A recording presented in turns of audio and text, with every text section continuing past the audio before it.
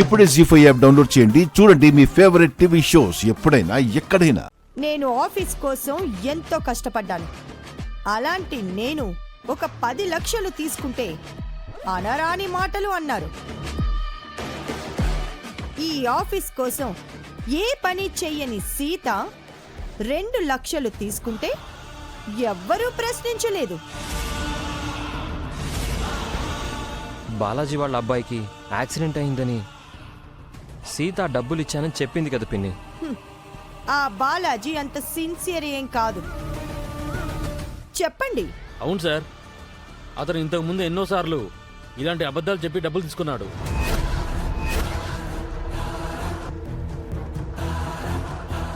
నువ్వు సీతకిచ్చిన అనవసరమైన అలుసు వల్లే సీత నీతో కూడా చెప్పకుండా చేస్తుంది.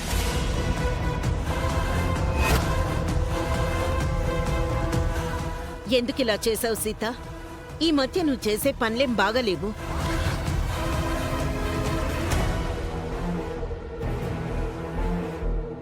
జీ5 యాప్ డౌన్లోడ్ చేసి అన్ని ఎపిసోడ్స్ పూర్తి ఉచితంగా చూడండి.